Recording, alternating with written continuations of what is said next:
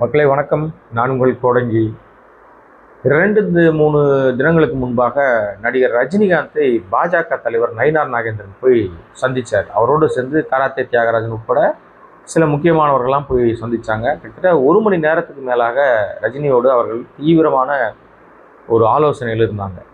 என்னடா 1 மணி நேரமாக? இப்போ அவங்க போனது என்ன சொன்னாங்கன்னா, வெளியில் வந்த தகவல் என்ன சொன்னாங்கன்னா, மோடி அரசாங்கத்தினுடைய பிரதமர் மோடி பதவியேற்று 12 ஆண்டுகளை தாண்டி விட்டதுனால அது சம்பந்தமாக வெளியிடப்பட்ட ஒரு புத்தகத்தை, மோடி அரசினுடைய சாதனைகள் அடங்கி அந்த புத்தகத்தை கொண்டு போய் அவருக்கு கொடுத்துட்டு அவரை சந்தித்து பேசிட்டு வந்ததாக தான் வெளியில் தகவல் சொல்லப்பட்டுச்சு.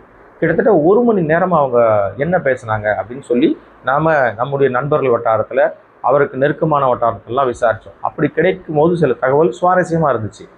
சுவாரஸ்யம்னா, எப்பவுமே ரஜினிகாந்த் அவர்களை எல்லாருமே என்ன சொல்லுவாங்கன்னா, ரஜினிகாந்துக்கு அரசியல் பெருசாக அவர் அரசியலுக்குள்ளே இல்லை, அப்புறம் அரசியலுக்கு தெரியாதுன்னுவாங்க. ஆனால் உண்மையிலே ரஜினிகாந்த் மாதிரி ஒரு அரசியல் மிக தெளிந்தவர் வேறு யாரும் இல்லை.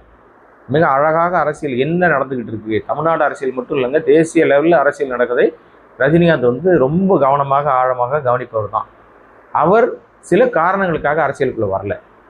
ஆனால் அவர்கிட்ட போய் 1 மணி நேரத்துக்கு மேலே இவங்க என்ன பேசியிருப்பாங்க அப்படின்னு விசாரிக்கும் போது பார்த்தா, இந்த புத்தகத்தை கொடுத்து விட்டு அவர் நிறைய இப்போ பெரும்பாலும் எந்த கட்சி போயிருக்கு, பாஜக போயிருக்கு. அப்போ பாஜகவுக்கு கொடுத்து அவர் சில விஷயங்கள் கேட்டதாக சொல்லப்படுது. அப்படி கேட்கும்போது பாஜகவிலிருந்து அண்ணாமலை அவர்கள் வெளியில் போயிட்டாரு. ஆனால் அண்ணாமலை உங்கள் பேரை தான் பயன்படுத்துகிறாரு. உங்கள் பேரை பயன்படுத்துகிறாரு. நீங்கள் அவரை கட்சியில் சேர்ப்பதற்காக கூப்பிட்டதை இப்போ தேவையில்லாமல் நினைவுபடுத்துகிறாரு. அதனால் அவர் உங்களை வைத்து கொண்டு அதை ஃபோட்டோ போட்டு அல்ல உங்களுடைய புகைப்படங்களை பயன்படுத்தி சில விஷயங்களை அவர் பண்ணிக்கிட்டு இருக்கிறத நீங்கள் ஆதரிக்கக்கூடாது, என்கரேஜ் பண்ணக்கூடாது அப்படின்னு சொல்லி ஒரு கோரிக்கையை பாஜக சார்பில் ரஜினிகாந்த் அவர்கிட்ட வைத்த போது, நயினார் நாகேந்திரன் அப்படி சொல்லியிருக்காரு. அப்படி வைத்த போது ரஜினிகாந்த் உடனடியாக இம்மீடியட் ரியாக்ஷன் பண்ணாராம். என்ன சொல்லியிருக்காரு அப்படின்னு சொன்னால், நான் ஏற்கனவே சொல்லிட்டேனே, ஏற்கனவே ரசிகர் மன்றம் சார்பில் ஆல்ரெடி அந்த மாதிரி ஒரு தகவல் வந்த உடனே நம்ம உடனே அதுக்கு ரியாக்ட் பண்ணிட்டோமே, என்னுடைய புகைப்படத்தையோ என்னுடைய பேரையோ யாரும் பயன்படுத்தக்கூடாது, அரசியல் கட்சிகள் யாரையும் என்னுடைய பேரை பயன்படுத்தக்கூடாது, புகைப்படத்தை பயன்படுத்தக்கூடாதுன்னு ரசிகர் மன்றம் மூலமாக அறிவிச்சிட்டோமே, நம்ம அதை பண்ணிட்டோமே, அது ஒன்றும் நம்ம அதை ஆதரிக்கலையே, என்கரேஜ் பண்ணலையேன்ற மாதிரி மிக தெளிவாக ஸ்ட்ராங்காக சொல்லியிருக்கிறாரு. அப்படி சொல்லும் போது இன்னும் அவர் கூடுதலாக என்ன சொல்லியிருக்காருன்னா, அந்த நேரத்திலலாம் கராத்தே தியாகராஜன் உள்ளே போகுது சொல்லியிருக்காரு, தலைவரை நீங்கள் இப்போ கூட அரசியலுக்குள்ளே வரலாம், ஏன்னா தமிழ்நாடுடைய அரசியல் நிலைமை மக்கள் ஒரு பெரிய மாற்றத்தை விரும்புகிறார்கள்ன்ற சூழ்நிலை இருக்குது. உங்களை மாதிரி நபர்கள் நீங்கள் அரசியலுக்குள்ளே மறுபடியும் நீங்கள் வந்தீங்கன்னா நிச்சயமாக நமக்கு ஒரு பெரிய அடுத்த கட்ட நகர்வு இருக்கும். அதனால் நீங்கள் ஏன் திருப்பி அதை யோசிக்கக்கூடாதுன்னு சொல்லும்போது ரஜினிகாந்த் அவர்கள் என்ன சொன்னார்னு நினைக்கிறீங்க? அவர் அந்த கேள்விக்கு பதிலே சொல்லாமல் கையெடுத்து கும்பிட்டுருக்கார். அந்த கும்பிடுல 1008 அர்த்தங்கள் ஒளிஞ்சிருக்கு. வரேன்னு சொல்கிறாரா, வரமாட்டேன்னு சொல்கிறாரா, இல்லை இந்த அரசியல் போதும்பா, நான் அரசியலை பார்த்துக்கிட்டு இருக்கேன், ஏன்னா இப்போ நேர்மையான அரசியலுக்கு வாய்ப்பு இல்லாமல் போயிடுச்சு, பொய் பேசுகிற அரசியல் தான் வருது, பூரா மக்களை ஏமாத்துகிற அரசியல் தான் பண்ணிக்கிட்டு இருக்காங்க எல்லாரும். இந்த சூழ்நிலையில் நம்ம இன்னொரு விஷயம், அவருக்கு ஏஜ் ஃபேக்டர் வேறு. இந்த சூழ்நிலையில் அவர் அந்த மாதிரி ஒரு கையெடுத்து கும்பிட்ட அந்த நேரத்தில் இல்லை நீங்கள் கன்சிடர் பண்ணி பாருங்கள் அப்படின்னு சொல்லியிருக்கிறாங்க. அது மட்டும் இல்லாமல் இன்னும் சில விஷயங்கள் என்ன நடந்திருக்கு அப்படின்னு சொன்னால், அண்ணாமலை குறித்து பேசும்போது தான் நிறைய விஷயங்களை மனம் விட்டு ரஜினிகாந்த் கிட்ட ரொம்ப புலம்பி தள்ளியிருக்காங்க பாஜகவை சேர்ந்த நிர்வாகிகள். அதில் குறிப்பாக நயினார் நாகேந்திரன் என்ன சொல்லியிருக்காருன்னா, அண்ணாமலை தன்னுடைய சுய லாபத்துக்காக அவர் நிறைய விஷயத்தை பாஜகவை பயன்படுத்தி கொண்டார். ஆனால் இதுவரை இந்தியாவில் எந்த ஒரு நபருக்காகவும் பாஜக என்கிற தேசிய கட்சி இத்தனை கோடிகளை செலவு பண்ணதே கிடையாது. கிட்டத்தட்ட அவருக்கு ஆல்மோஸ்ட் ஒரு 100லேருந்து 150 கோடி ரூபாய் வரைக்கும் நாங்கள் அந்த கட்சியில் அவருடைய பொறுப்பில் இருந்த காலகட்டத்தில் அவருடைய பரப்புரை, அவர் சொன்ன விஷயங்கள் எல்லாத்துக்கும் செலவு பண்ணியிருக்கு கட்சி. அது இல்லாமல் ஒவ்வொரு மாதமும் அவருடைய தேவை, அவருடைய விஷயங்களுக்காகவே நிறைய லட்சங்களை, ஏராளமான லட்சங்களை செலவு பண்ணியிருக்கு. இப்படி எல்லாவற்றையும் செலவு பண்ணியும் அவர் தன்னுடைய பெயரை பெரிதாக்கி கொண்டார். மக்கள்கிட்ட தனக்கு ஒரு செல்வாக்கை வளர்த்து கொண்டார் தவிர கட்சியை வளர்க்கவே இல்லை. கட்சியை வளர்க்காமல் அவர் இந்த மாதிரி ஒரு நிலையில் அவர் கட்சியை விட்டு வெளியில் போயிட்டாரு. அதனால தான் நாங்கள் அவரை நீங்கள் என்கரேஜ் பண்ணாதீங்கன்னு சொல்கிறோம் அப்படின்ற விஷயத்தையும் அவர் பகிர்ந்து கொள்ளும் போது, அந்த நேரத்தில் மட்டும் ரஜினிகாந்த் சொன்னதாக சொல்கிறார்கள். அண்ணாமலை இந்த நேரத்தில் இப்படி ஒரு இக்கட்டான நேரத்தில் பாஜக இவ்வளவு தோல்வியை சந்தித்திருக்கிற நேரத்தில் அவர் கட்சியை விட்டு வெளியே போனது அது போயிருக்கக்கூடாது, அவர் அந்த இடத்துல அவர் தவறு பண்ணியிருக்காரு, போகாமல் தான் இருந்திருக்கணும் அப்படின்னு சொன்னதாகவும் ஒரு தகவல் இருக்குது. இன்னொரு விஷயம் என்ன அப்படின்னு சொன்னால், இப்போ இங்கேருந்து பாஜகலேருந்து அண்ணாமலை வெளியில் போன உடனே அவர் தன்னுடைய ஆதரவாளர்கள்லாம் சேர்த்து வச்சுட்டு இங்கேருந்து அவர் யாரெல்லாம் உள்ளே கொண்டாந்தாரோ அவங்களாம் வெளில போகிறாங்க. இதுவரையும் கிட்டத்தட்ட ஒரு 15 லட்சம் பேர் வரைக்கும் 16 லட்சம் பேர் வரைக்கும் கடகடன்னு சேர்ந்துருக்காங்க. அதுக்கப்புறம் அவ்வளோ வேகமாக சேர்ந்த அந்த எண்ணிக்கை அதோடு நின்றுச்சு. அதுக்கப்புறம் மேலேயும் போல கீழேயும் வரல, அப்படியே நிற்கிது. ஆனால் அண்ணாமலை என்ன சொல்கிறாரு, 50 லட்சம் ஆனால் 1/2 கோடி மெம்பர்ஸ் உள்ளே வந்தால் தான் நான் வந்து கட்சியை ஆரம்பிப்பேன்னு சொல்லியிருக்காரு. ஸோ அது என்ன பண்ண போகிறாருன்றது அப்புறம். இப்போ ரஜினிகாந்த் கிட்ட பேசி இப்போ இந்த சூழல் பேசிக்கிட்டே இருக்கும்போது நிச்சயமாக விஜய் அரசியலுக்கு வந்து பேசுவாங்க கண்டிப்பாக. அதே மாதிரி இப்போ விஜய் அரசியல்னா ஜோசப் விஜய் அப்படின்ற ஒரு பேருக்கு தான் இப்போ அவர் வந்து சில இடங்களில் ஜோசப் விஜய் அடையாளப்படுத்தப்படுறாரு, சில இடங்களில் விஜயாக அடையாளப்படுத்தப்படுறாருல. தேர்தல் நேரத்துலேயே பார்த்தீங்கன்னா பெரம்பூரில் விஜய்னு போய் பேசுகிறாரு, நீ வந்து திருச்சி கிழக்கில் போய் ஜோசப் விஜய்னு அடையாளப்படுத்துறாரு. என்ன காரணம்னா அங்கே கிறிஸ்தவர்கள் அதிகம் இருக்கிறாங்க, அப்போ ஜோசப்னு சொன்னால் நம்ம மக்கள்லாம் நம்ம வாக்களிப்பாங்கன்னு இவரும் ஜாதி அரசியல் தான் பார்த்தாரு. அதெல்லாம் இங்கே வந்து இவருடைய பேச்சுவார்த்தையில் நடந்திருக்கு. அதுக்கப்புறம் சொல்லியிருக்காரு, இல்லை நீங்கள் வந்து அந்த அடையாளம்ன்ற ஒரு விஷயம் இருக்கும்போது நிச்சயமாக அது வந்து அவருக்கு வந்து எப்படி இருந்தாலும் விஜய்ன்ற பேர் தான் சரியாக வரும், அவர் ஜோசப்னு தன்னை அடையாளப்படுத்தினாலும் அவருக்கு பின்னடைவு தான், அது கொஞ்சம் சிக்கல் தான் அப்படின்ற மாதிரி அங்கேயே ஒரு டிஸ்கஷன் நடந்ததாக சொல்லப்படுது. இது எந்த அளவுக்கு உண்மை என்பதை அதில் இருக்கிறவங்க அதிகாரப்பூர்வமாக வெளியில் சொன்னால் தான் தெரியும். நம்ம விசாரிக்கும் போது கிடைக்கிற தகவல் இது. அதோடு மட்டும் இல்லாமல் விஜய் அவர்கள் இப்போ வந்து ஆட்சி அதிகாரத்தில் வந்து உட்கார்ந்துருக்காரு.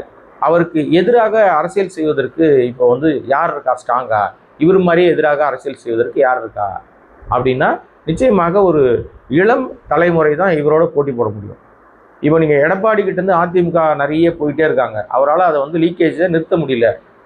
ஏதோ ஒரு சந்தர்ப்பம் அது வந்து பண ஆசையில் போகிறாங்க, அல்லது பதவி ஆசையில் போகிறாங்க, டெண்டர் கிடைக்கணும் போகிறாங்க, உள்ளாட்சி தேர்தலில் பெரிய பொறுப்புகள் நமக்கு கிடைக்கணும் போகிறாங்க, ஏதோ ஒரு விஷயத்துக்காக அவங்கெல்லாம் அணிமாறிக்கிட்டே இருக்காங்க. இதுக்கு இடையில் உதயநிதிக்கு ஒரு செல்வாக்கு இருக்கிறது, உதயநிதி வருவதற்கு வாய்ப்பு இருக்கா அப்படின்னா ஸ்டாலினுக்கே வந்து அவர் இன்னும் அவர் வந்து நிறைய தன்னை மாற்றி கொண்டால் அந்த முத்துவேல் கருணாநிதி ஸ்டாலின் என்கிற பேரே அவருக்கு ஒரு பெரிய வைப்ரேஷனாக மக்கள் மத்தியில் ஒரு நல்ல பேர் தான் இருக்குது. நிச்சயமாக அது ஒரு அவருக்கு அவருடைய அந்த செல்வாக்கு குறையவே குறையாது, அது நிச்சயமாக அவருக்கு சரியாக தான் வரும்ன்ற மாதிரியான பேச்சுக்களும் அங்கே பாஜகவுடைய சூழ்நிலையில் பாஜக தலைவர்கள் போய் ரஜினிகிட்ட பேசும்போது இதெல்லாம் நடந்ததாக சொல்லப்படுது. இதை விட இன்னொன்று பாருங்கள், அடுத்து நீங்கள் வந்து அஜித் வரைக்கும் பேசியிருக்காங்க. அஜித் அரசியலுக்கு வருவாரா அப்படின்னா முன்னாடியே அஜித்துக்கு வந்து அரசியலுக்கு வரப்போகிறாரு, அவர் அரசியலை கூப்பிட்டுருக்காங்க. ஜெயலலிதா இருந்த பீரியட்லேயே நீங்கள் அரசியலுக்குள்ளே வாங்க, அரசியலுக்கு வந்தீங்கன்னா உங்களுக்கு வந்து இளைஞரணி பொறுப்பு கொடுத்துறோம், அதிமுகவுடைய அடுத்த கட்ட நகரவாக இருக்கும் அப்படின்னு சொல்லி ஜெயலலிதாவுடைய நம்பிக்கைக்குரிய அன்புக்கு பாத்திரமாக இருந்தவர் தான் அஜித். ஆனால் அதை வந்து அவர் வந்து அப்போதைக்கு எனக்கு அரசியலே வேண்டான்னு ஒதுக்கிட்டார். இன்றைக்கு வரைக்கும் அவர் அரசியலுக்குள்ளே இல்லை. ஆனால் அப்படி பேச்சுவார்த்தை நடத்தி பேசும்போது கூட அதை ரஜினி சிரிச்சுக்கிட்டே சொன்னதாக சொல்கிறாங்க. ஏங்க அவர் தான் வந்து இந்தியாவிலே இல்லைங்க, அவர் போய் கார் ரேஸு அப்படின்னு சொல்லி வெளிநாட்டில் தானே இருக்கார் அப்படின்னு சொல்லும்போது உண்மைதான், அவருக்கு அந்த சூழ்நிலை இல்லை, அங்கே தான் இருக்கார் அவர். ஆனால் அந்த மாதிரியான நபர்கள்லாம் வரும்போது இன்னும் பல விஷயங்கள் வந்து மக்கள்கிட்ட ஈஸியாக கொண்டு போய் ரீச் பண்ணுறதுக்கு வாய்ப்புகள் இருக்கும் அப்படின்ற மாதிரியான டிஸ்கஷனும் ஓடிச்சான்.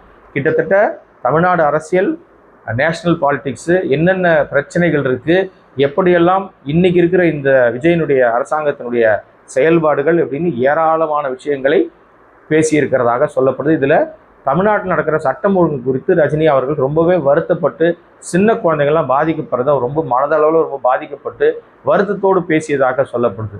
இதெல்லாம் உண்மையிலேயே ரொம்ப, அதாவது என்னென்னா குடும்பத்தோடு இருக்கிறவர்களுக்கு இந்த உணர்வுகள் கண்டிப்பாக இருக்கும். நீங்கள் எதுவும் தப்பாக நினைக்காதீங்க, அதனால் குடும்பத்தோடு இல்லை அதனால் நம்ம அவரை சொல்கிறோன்னு இல்லை. உண்மையிலேயே அப்படிப்பட்டவர்களுக்கு அந்த அந்த ஒரு பாண்டிங் இருக்கும். ஏன்னா இவர் வந்து விஜயை பொறுத்த வரைக்கும் அவர் என்ன நடந்தாலும் அதை காதில் வாங்கிறது இல்லை, அவர் அது குறித்து கவலைப்படுறதும் கிடையாது. ஆனால் எதிர்கட்சி, அதாவது நீங்கள் தேர்தலுக்கு முந்தைய விஜய் வந்து வேற, இப்போ இருக்கிற விஜய் வேற, அது வேற, அது வேற வாயி, இது வேற வாயின் மாதிரி மாறிடுச்சு.